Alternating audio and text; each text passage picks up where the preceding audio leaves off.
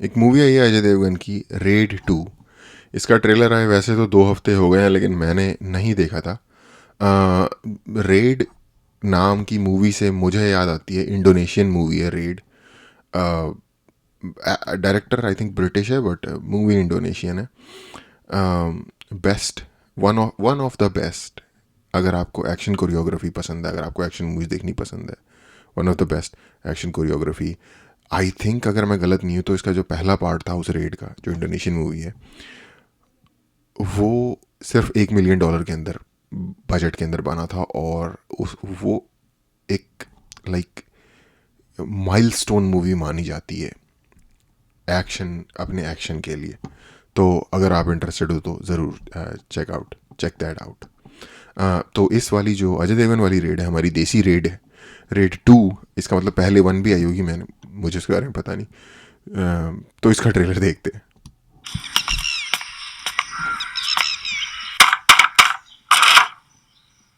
दरवाजा खोलो।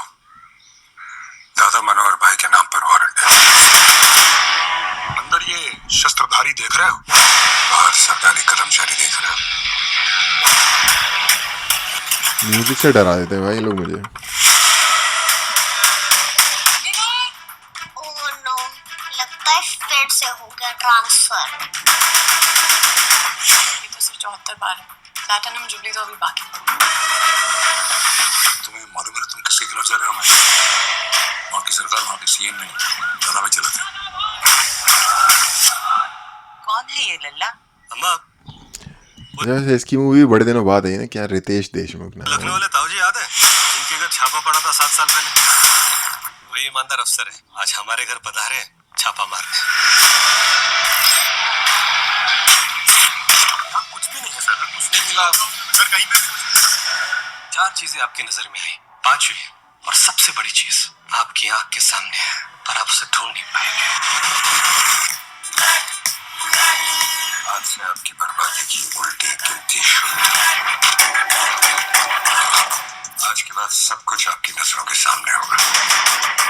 पकड़ सको तो पकड़। गरज गया। यार मुझे इनका नाम नहीं याद, लेकिन ये बहुत ज़बरदस्त एक्टर है भाई। आई थिंक समदीश ने इंटरव्यू लिया था इनका। वैसे वो थोड़ा सा अपनी खुशी में खुश रहता है, वो भी अच्छी बात है, लेकिन इंटरव्यू बढ़िया था। इग्नोर तुम सब्जी है जो रात को सस्ते में। अच्छा नेता हाथ काले नहीं करता। फंस गया है पटनायक।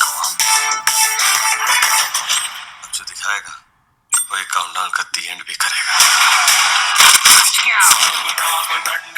तुझको ना किसी का खेद छू रहा है।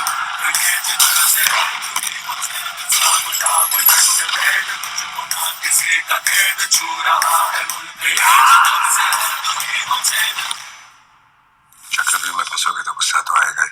ये पांडव कब से चक्रव्यूह रचने लगे? मैंने कब कहा कि मैं पांडव? मैं तो पूरी महाभारत हूँ।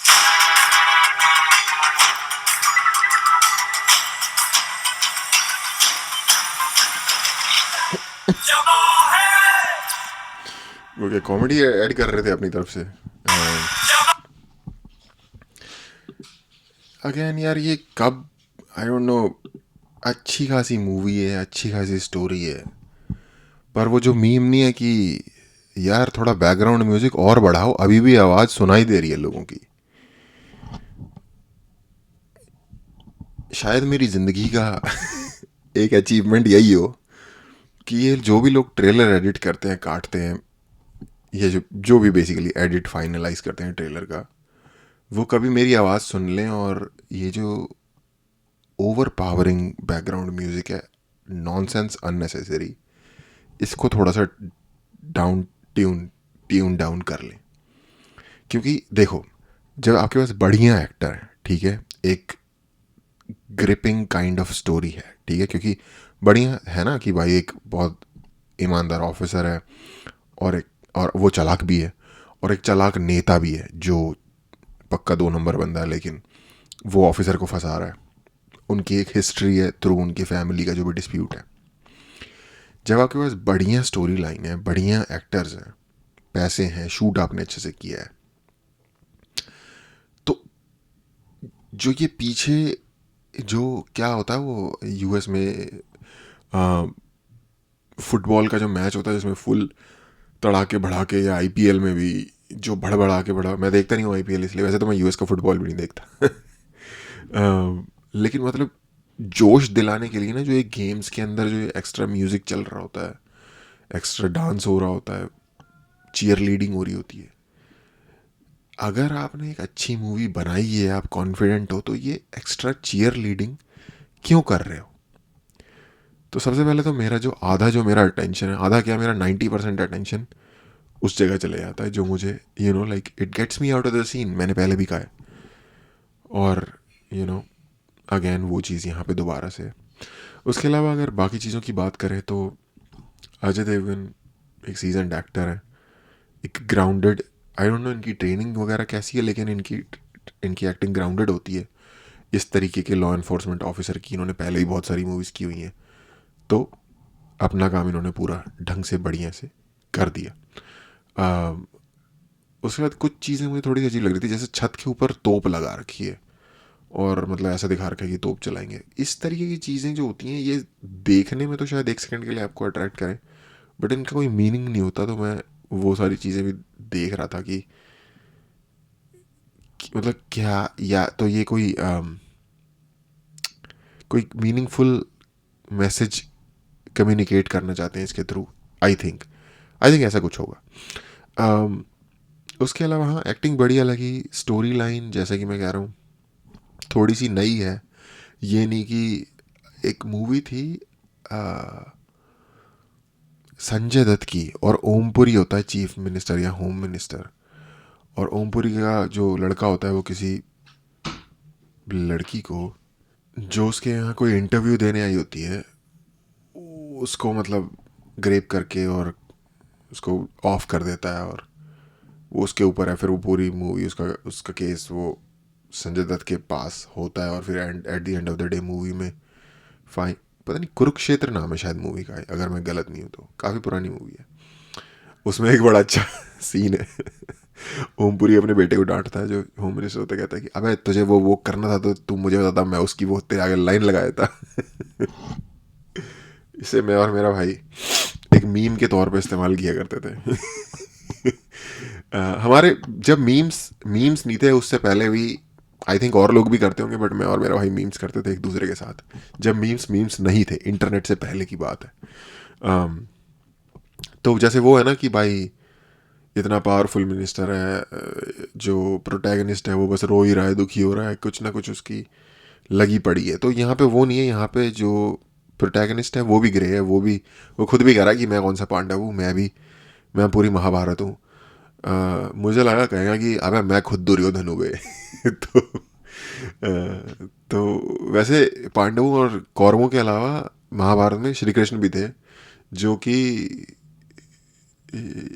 एटलीस्ट युधिष्ठिर के टाइप के कैरेक्टर तो नहीं है। मतलब टेढ़ी उंगली से घी निकालना जो जिसे कहते हैं, वो सब उनके सारे टैक्टिक्स, अगर आपने सुना हो महाभारत का एक सीन है जिसमें वो कि अश्वत्थामा हतो हता नरो वा कुंजरो, जिसने भी महाभारत पढ़ी होगी उसे पता होगा। अश्वत्थामा गुरु द्रोणाचार्य के बेटे थे, जिन्हें की अमर मणि प्राप्त थी, यानी कि वो मर नहीं सकते थे। तो श्री कृष्ण ने बोला कि अगर द्रोण को हराना है तो अश्वत्थामा के मरने की खबर फैलानी होगी, और युधिष्ठिर ही एक व्यक्ति हैं जिसकी बात को सुन के द्रोण ये बात मान लेंगे, क्योंकि द्रोण को पता था कि अश्वत्थामा मर नहीं सकते, बट अगर युधिष्ठिर कह दे कि अश्वत्थामा मर गए तो गुरु द्रोण मान लेंगे, क्योंकि युधिष्ठिर कभी झूठ नहीं बोल सकते। तो अश्वत्थामा नाम के एक हाथी को मरवा दिया उन्होंने वॉर के बीच में, और युधिष्ठिर को बोला कि ये बात बता दीजिए उनको, गुरु द्रोण को, कि अश्वत्थामा जो है वो मर गया। तो युधिष्ठिर ने कहा कि अश्वत्थामा हतो हत है, मतलब अश्वत्थामा मर गया, नरो व कुंजरो, बट इंसान नहीं, जानवर या हाथी। तो जो नरो व कुंजरो वाला सेक्शन था ना, वहाँ श्री कृष्ण ने शंख बजा दिया बहुत तेज, जिससे कि आगे की बात द्रोण को सुनाई नहीं दी। और जब कोई व्यक्ति अपने बच्चे का नाम सुने कि हतो हता, तो वो आगे की कुछ कही गई हो उसके पीछे शंख बज गया हो, वो तो शौक में तो पहले ही आ जाएगा ना।